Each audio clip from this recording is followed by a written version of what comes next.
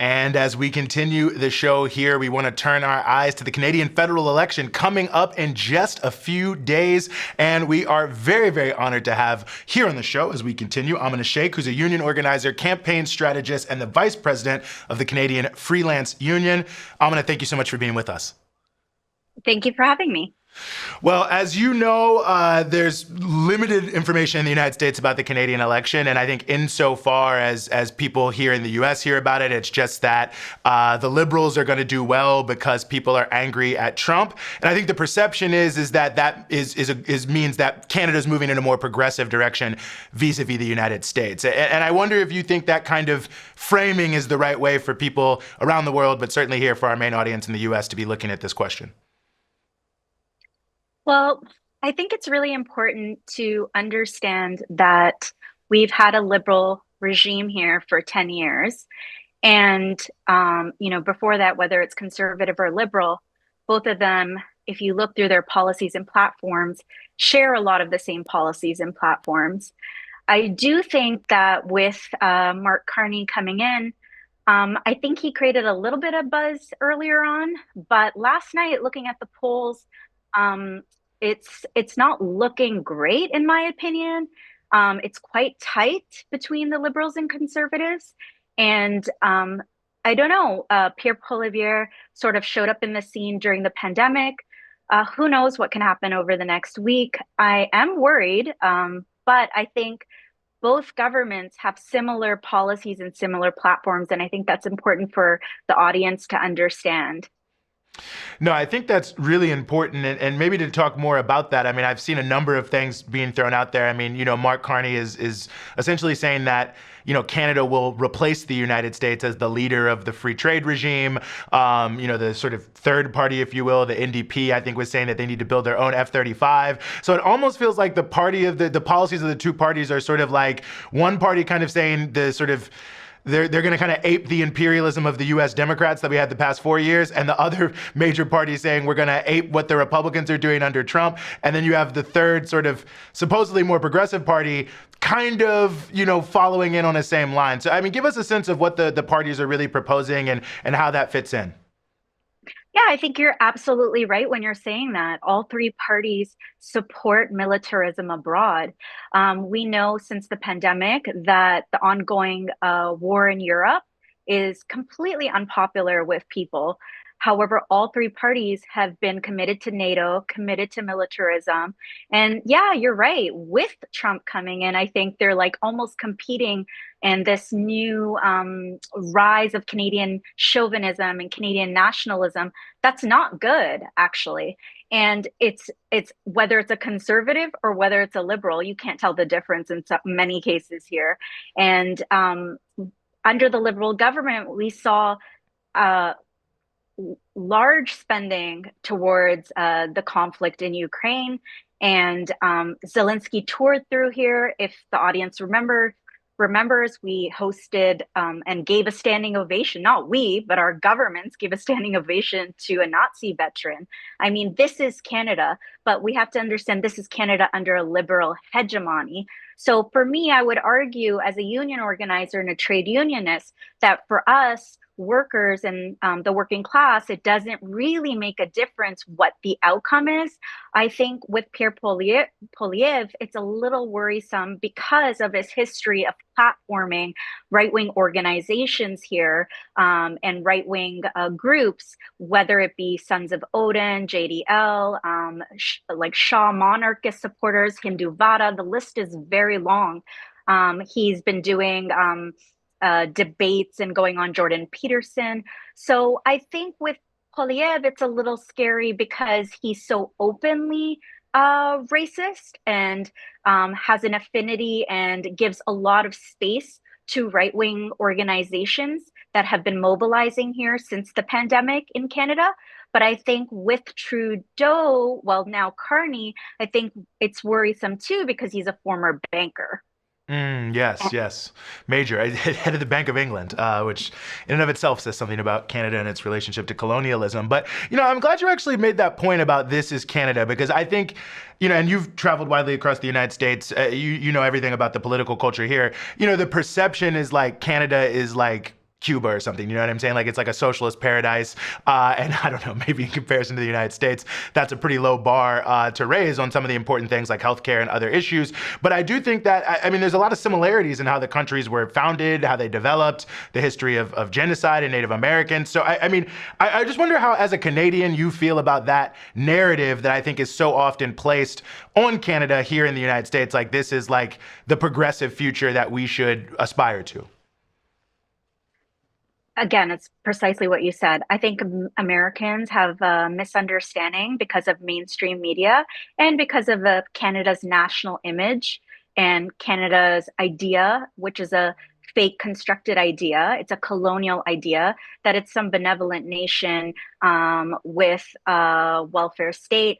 We don't have a welfare state. We have a eroding public services and public infrastructure that since the 1970s, like many countries under austerity, we've made cuts into every single public service and we've bought and sold a lot of our essential services. So Canada is just like the United States in many regards. We have a cost of living crisis, we have inflation, we have a housing crisis, and we have people that are disgruntled and upset. And I think all three parties give the same, words and platitudes. And even the Conservative Party plays as its a working class party, but we know it's not. All of them are invested and ready to do extraction at any cost, extraction and natural resource, uh, uh, uh, what's the word? Search for all the natural Mm-hmm. resources they can, and off the back of workers. I mean, you see the conversations around the Arctic. You would think that we're still in the 1800s, right? Mm. But like, it's the colonizer in us has not gone away. And you did bring up like our past is not really our past. Residential schools were only closed in the 1990s. We still have that legacy as well. Mm. Mm. You're a trade union organizer. You're talking to workers on a regular basis. How is just the average working class person relating to the election? Are people checked out? Are they worried? Are they excited? And maybe more importantly, what are the things that, in a perfect world, workers really would like to see the next Canadian government address? I think what you're going to see, like we saw in the US or like we're seeing in other, NATO countries, is people, pundits and strategists saying people are apathetic. People are apathetic. People are strategic voting. Here, that means voting for the Liberals. People are actually not going to go out to vote. That's what's going to happen. And so it's going to be split between the Liberals and the Conservatives. And it's it's not apathy, it's agitation.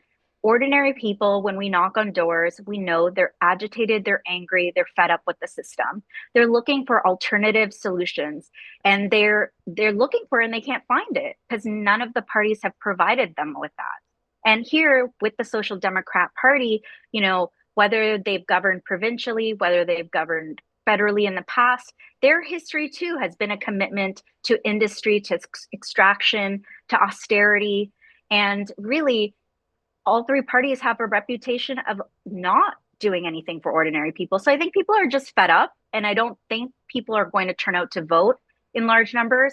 And I think what we're going to see is a, like a serious setback for communities and people. People are already struggling.